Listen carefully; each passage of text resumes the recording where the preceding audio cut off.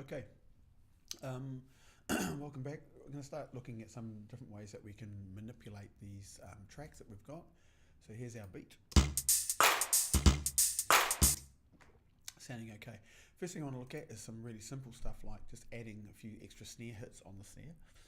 So if I just double click on the MIDI clip, we can watch it go through and maybe bring the velocity of it down. Yeah, I'm just going to right click and make this 16th note grid. Sorry, make it a 32 note grid. And I'm just going to draw in these sounds here, select them all, and I'm just going to hold down the command and draw this line, and it sort of creates a steep line. Now you'll notice that it's sort of being weird because I've got this swing template on, so I'm just going to remove that.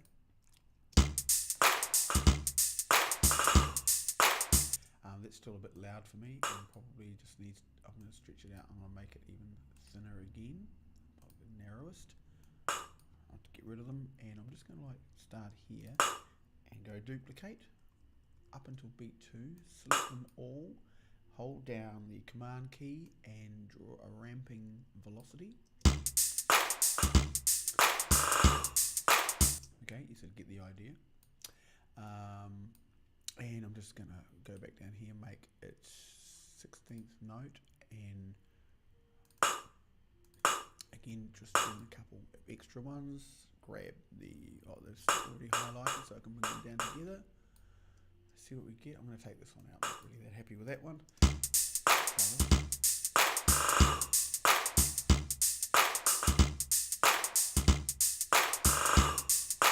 Okay, I might just grab these and make them even lower.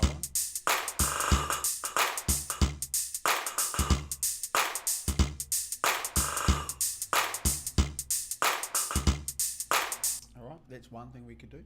It's cool. Something else I might think about doing is creating a little ping pong delay on the snare, just to create more movement, more width. So I'm going to create an auxiliary return, and I'm just going to do that by again right clicking or control click and get insert return track, and I'm going to go over here and grab a ping pong delay, and I'm going to make sure the dry wet is full, and I'll bring the feedback right down, and I'll just leave the EQ filter where it is for the moment. And I'll just solo the snare and slowly bring up the auxiliary send until I can hear this effect that I'm looking for.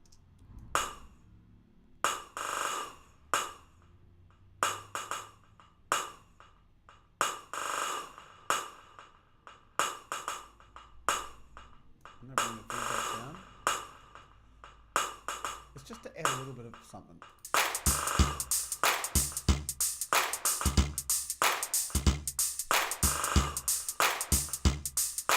Cool.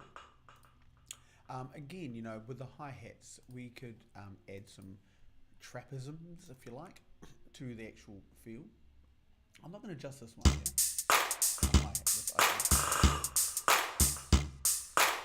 Because that sort of drives the beat along. But I might want to add some different sorts of things to these ones here. But, oops, just let me undo that because it was selected, sorry. Just maybe duplicate this. And maybe put a couple in here. And I'm looking for opportunity really to just create points of interest. I'm just duplicating, Command D. Now again, you'll notice that there's the swing groove template on, but it sort of seems to be working okay. And I'm just going to just put another couple in here like this, just randomizing it. I don't want to put extra things where the open hi-hat is, because that just sort of clutters it up a little bit.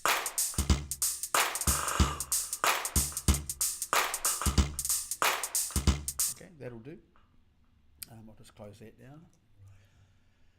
What else? I might want to put a big reverb on one of the claps and do a bit of an effect to it. So again, I'm going to do that by using an auxiliary channel. So I'll just right click and go insert return track, and I'm going to put a reverb on it. and I'm also going to put this auto pan effect, and I've done this in class if you were there. And what I'll do is I'll just set the auto pan up now. I'm going to bring up the amount that's telling me I want the full effect. I'm going to click this little note icon and make it, I can sell it to be, come back in triplet notes or whatever, but I want it to come back in 16ths. I'm going to put the offset, the phase like that, so it's not actually functioning as an auto pan anymore. It's functioning as like a like a side chain envelope or something like that. And then I'm just gonna leave it like that for the second. There's lots of other things, but you don't need to worry about that.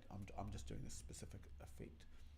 I'm just going to turn it off for the moment, and I'm just going to solo the clap. And I really want this to come in around about on this clap here.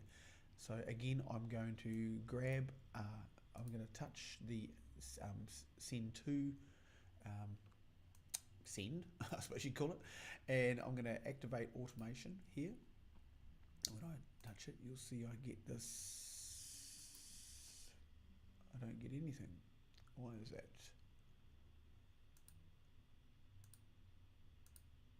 I want the mixer, and I want the auto. No, I want the reverb. And I'm just going to select an area here about that long, and when you'll see that when I over that selection, the little red line turns blue. It's sort of like dotted and turns blue. That says that I can grab it now and do this. One thing I want to quickly do though is make sure that the reverb is on the dry wet is up full, and I want to take off the low cut. I want to add a low cut, sorry, and just make this reverb really audible in the higher frequencies. I'll just leave everything else as it is for the moment, but let's just listen to what that sounds like. Okay, I'm just going to send it full.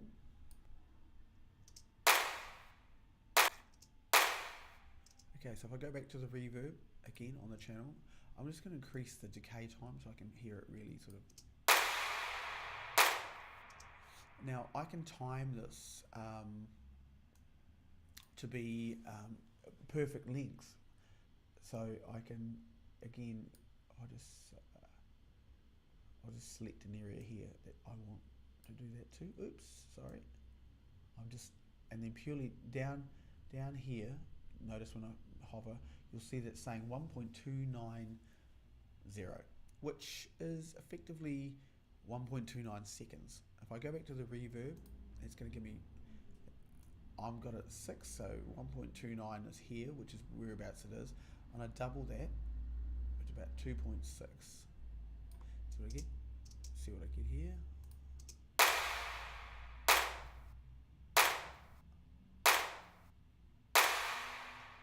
It's all good. I'll just hit A for automation again. Oh. And I'm now going to go to the reverb channel, and I'm going to automate this pan to come on halfway through this area. So I'll open this up, push A, and I'm going to hit the on-off switch for the auto pan, and I'm going to tell it to come in at about this area here. It's currently telling me it's off. The little line is blue. I can switch it up, and now it's on. So now I'll get this effect.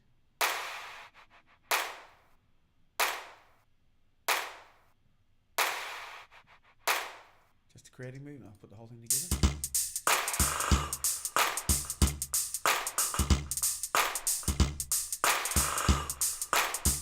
Okay, so I want it here to be a little bit lower. I'm going to go to the because the energy is just coming over here in this to the control and to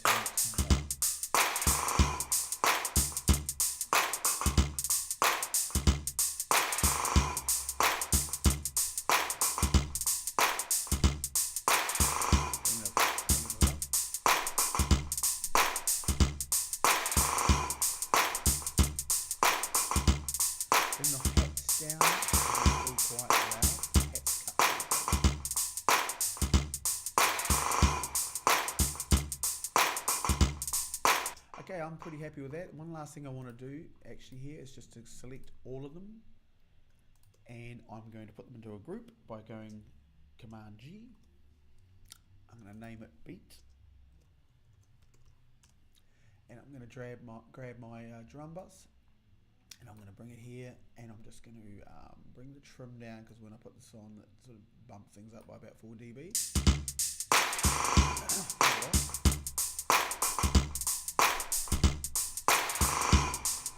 Good. I can add a bit of clean. When I do that, it starts increasing the volume. What I'm really wanting to do here is actually just go into the frequency. I'm going to click this little icon.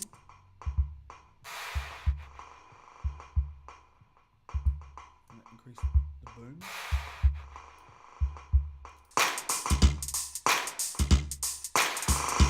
I might increase it a little bit. Notice how it kicks up the volume.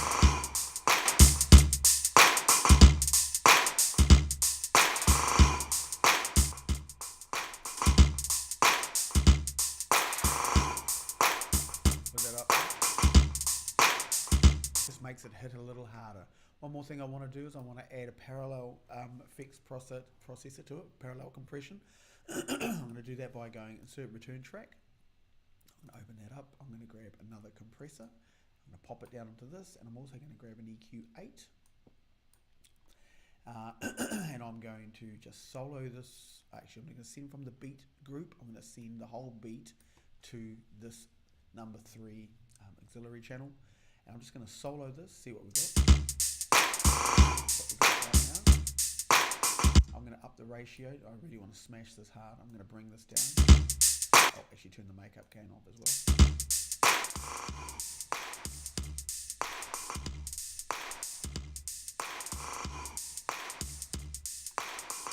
You can hear it compressing quite a lot. I'm also going to up the volume of the bass. Actually, I'm going to turn this into a shelving EQ.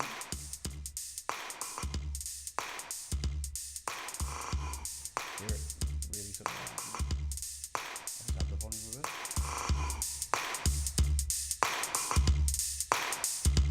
Getting really nice hard compression and a bass boost.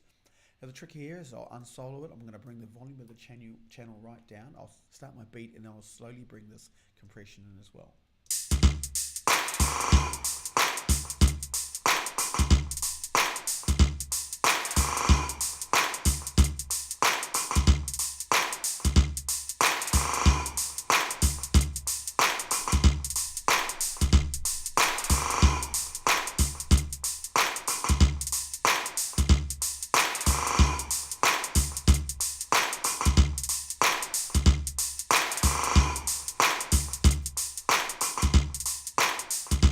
So you hear the difference. I'll just play it again without it and then bring it in.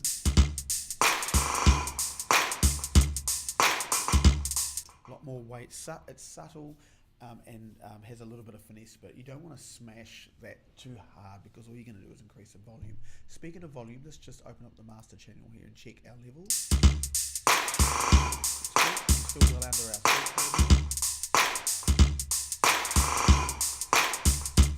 Great. So, I mean, there's no end to what you can do here. I guess the next point is to actually export this beat. So it's pretty easy. I've already got my loop brace on. I've been working with that on. So if I want to double the amount of tracks that I've got, I can just select this whole area and just go duplicate and then drag my loop brace to that. Now I have 4 bars. Let's just say that's what I'm wanting to do, and that's just going to cycle through. I can now go to File, go Export Audio Video. Yes, I want it coming from the master. The length is 4 bars, that's what I want. I'm just going to tell it that I want to export an MP3, not a WAV file. I don't need to touch anything else in this, and then I can just go Export, and it will bring up a dialog box, 132, put your name. I'm going to save it to the desktop. You could call it whatever you want. Make sure you put your name on it though. And then just go save, and it will export the audio. and it'll be on the desktop. Okay, hopefully you found that interesting, and you'll be able to do, your own beats and create all sorts of wild and weird and wonderful things. Thanks for taking this module, and look forward to marking your assignments. Cheers.